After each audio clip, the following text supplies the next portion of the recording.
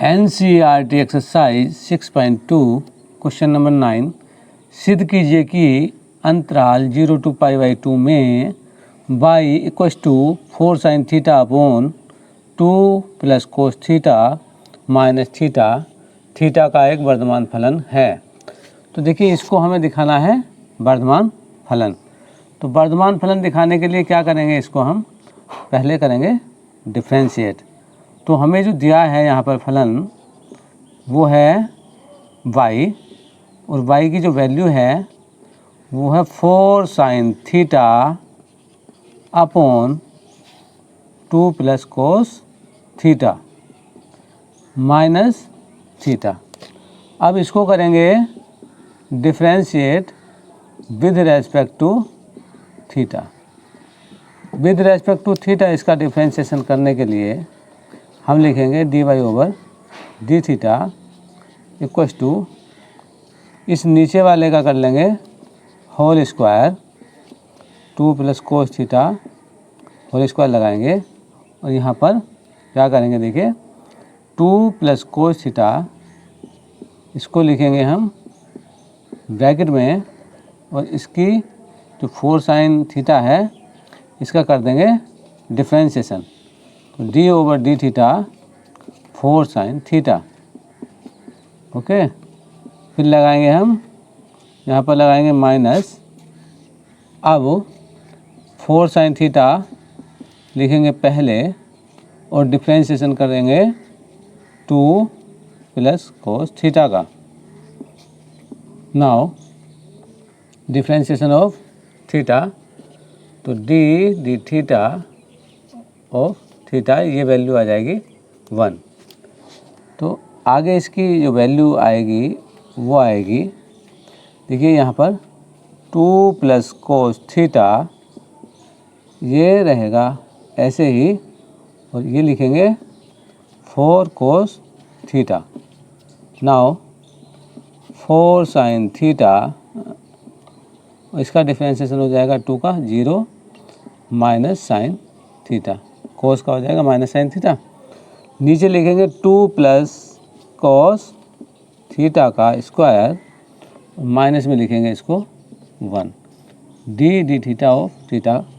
देखिए इसके आगे ऊपर कर देंगे हम इसकी मल्टीप्लाई। देखिए यह आएगा 8 cos theta plus 4 cos square theta.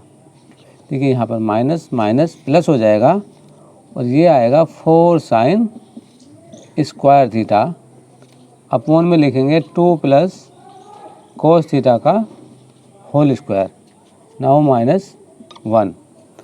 देखिए यहाँ पर 4 कोस स्क्वायर 4 sin स्क्वायर, यहाँ पर हम कॉमन ले लेंगे, 4 कॉमन ले लेंगे, ये 8 कोस थीटा ऐसे ही लिख दिया।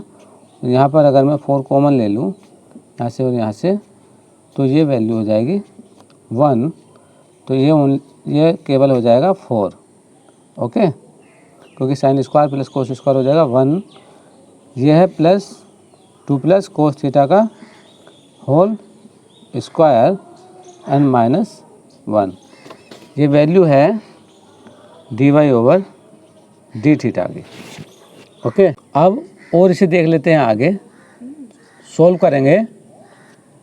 इसका ले लेंगे हम एलसीएम, ये 2 plus cos theta whole square, now ये है 8 cos theta, 8 cos theta plus 4, and ये आएगा इसकी मल्टीप्लाई में, यहाँ पर minus 2 plus cos theta whole square. अब देखिए इसको आगे, इसको अगर आगे देखेंगे तो ये बन जाएगा 8 कोस थीटा प्लस 4। देखिए यहाँ पर इसका एक्सपेंशन कर देंगे, विस्तार कर देंगे इसका, ये आएगा 4 plus cos square theta plus 4 cos theta, और ये नीचे आएगा 2 कोस थीटा का होल स्क्वायर। इसके आगे देखेंगे 8 cos theta plus 4 minus 4 minus cos square theta minus 4 cos theta. इसको लिखेंगे 2 प्लस कोस थीटा का होल स्क्वायर, और ये वैल्यू सोल्व होने के बाद क्या है, ये कैंसिल हो जाएगा, और ये माइनस और ये प्लस, यहाँ बचेगा 4 कोस theta minus cos square theta upon में आएगा 2 प्लस कोस थीटा का होल स्क्वायर। ये वैल्यू है हमारी dy ओवर डी थीटा।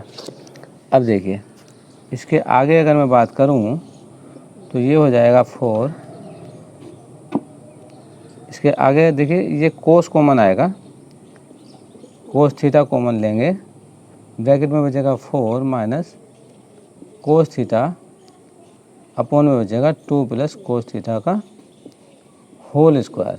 आगे यहाँ देखते हैं, देखिए अब हमारे पास dy ओवर डी थीटा की वैल्यू है, dy ओवर डी थीटा हमारे पास है कोस थीटा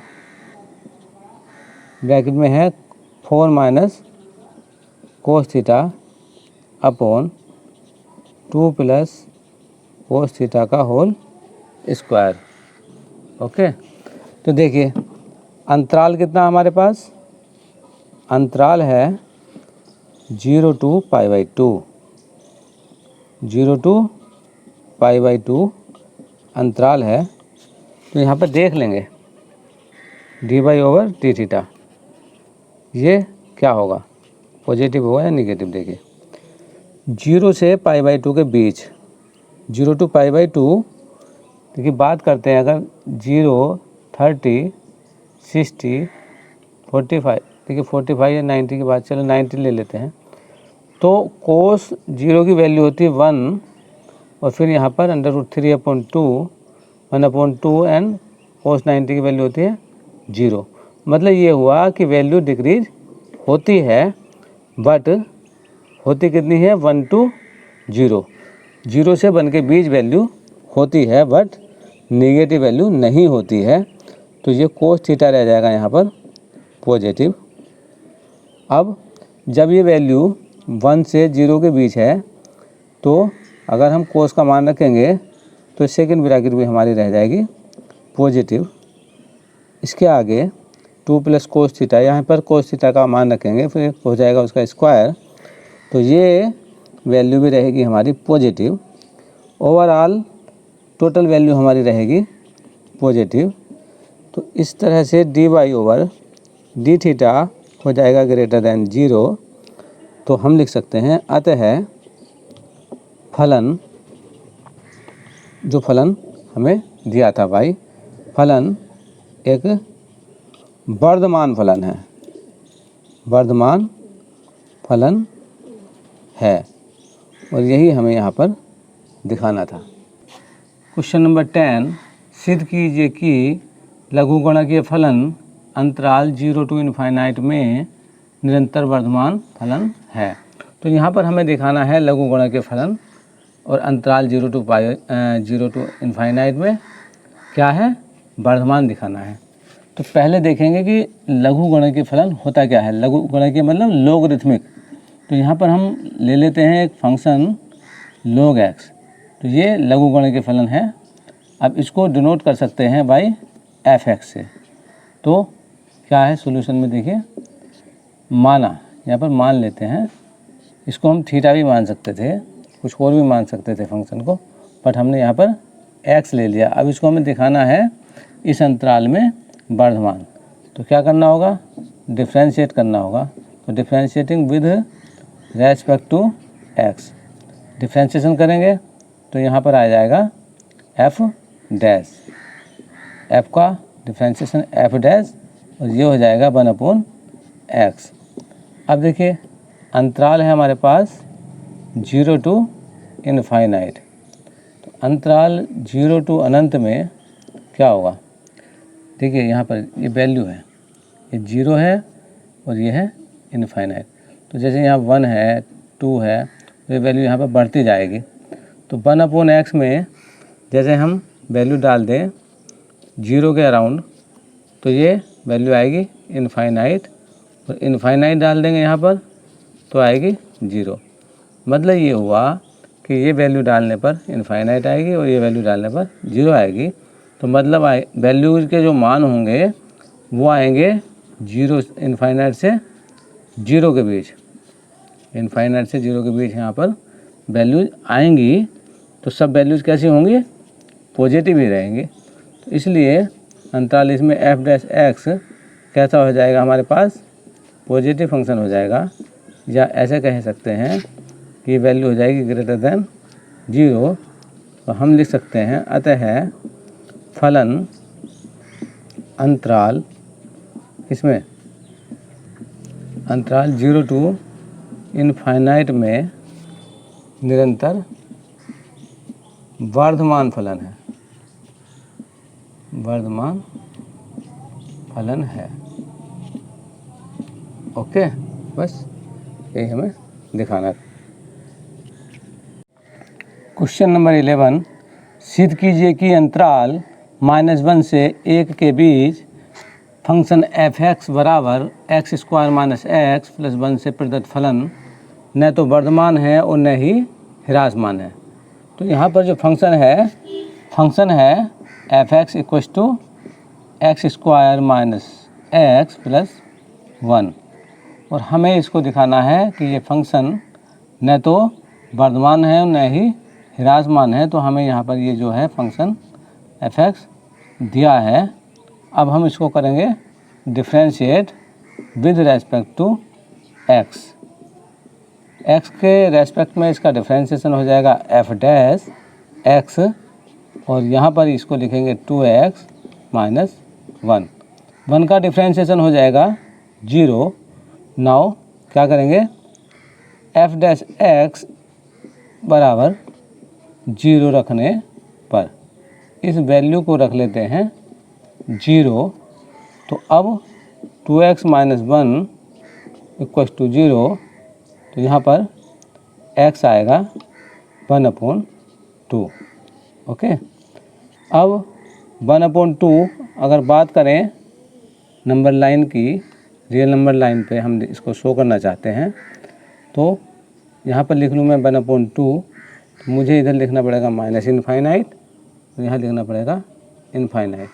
बट यहाँ पर जो अंतराल हमें दिया है वो दिया है -1 और 1 के बीच। ओके, तो इसको हम नहीं दिखा रहे, केवल दिखा रहे हैं -1 से +1 के बीच में।